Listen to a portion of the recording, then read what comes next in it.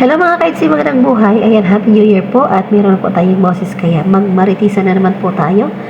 At syempre, hindi naman natin talaga gusto na may mga issue ang ating Baby Biancy at Kalingap Ido. Kasi nakikita naman po natin sa part 60 po na nag-enjoy naman po silang dalawa. At nang dahil nga lang po doon sa live ni Doc Lab ay nagkaroon po ng malaking issue. At ito ay ipapaliwanag po ni Jebrad kasi siya po yung pinaghinalaan na kasama ni Biancy doon sa kwarto. So bakit nga ba nandoon si Jebrad? Panoorin po natin guys. Ayan mga kaitsi, panoorin po natin ang paliwanag ni Jebrad at sana'y wala na pong magbabash. At syempre itigil na po natin, sabi nga ni Biancy na bagong taon na, ayan, iwasan na po natin ang mga issue na hindi naman po totoo.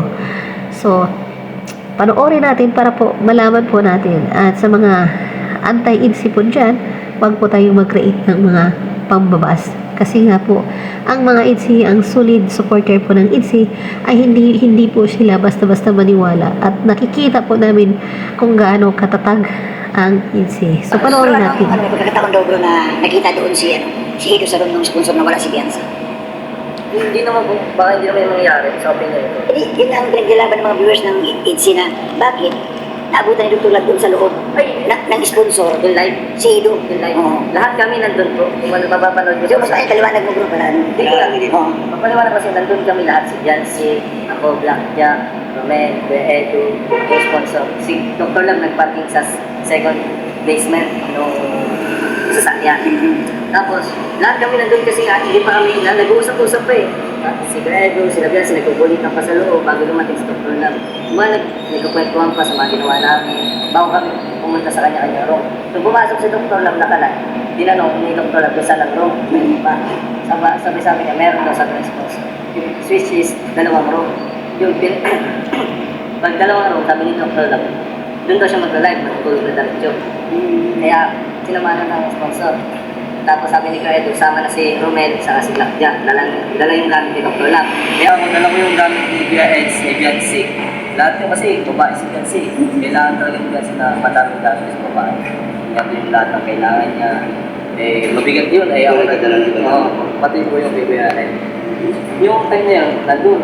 Sabi sa akin Kuya Edu, bro, mga anak na sinasabi ko sa sponsor. Kasi Kuya, ano yung gamit mo Kuya? Kasama mo na. Kasama ko na. Yung bag ni Biancy, ang bag ni Biancy, tatlo yun, dalawang maliit, saka isang malaking tapos malita kay Kuya Edu. May bag ko rin. Ako na, pagbaba ako, ginawa ko yung key card kasi wala hindi yung sasyan eh. Yung pamodilera eh. Hindi ko Ano rin? card talaga siya. Ilang beses kami na hindi gumagana yung card namin. Pumunta ako doon sa sponsor sa akin. Ma'am, yung po yung Biancy, yung kwarto ko, ano yung magamit. Tapos yung nagtanong na si Kuya Dr. Lam, nasa si Jebrad? Nandun, kasama ni Biancy. Yun po yung time na ano. Na napaghinalaan ka na kayo magkasama sa loob ng kwarto ni Biancy. Nandun ka sa harapan ng sponsor. Yung pala nagkakot ka ng gamit. Oo, nagkakot mo Tama lang. ako lang, nandun ka sa harapan ng sponsor na pinapromise ko sa sabon na, di ba? Oo.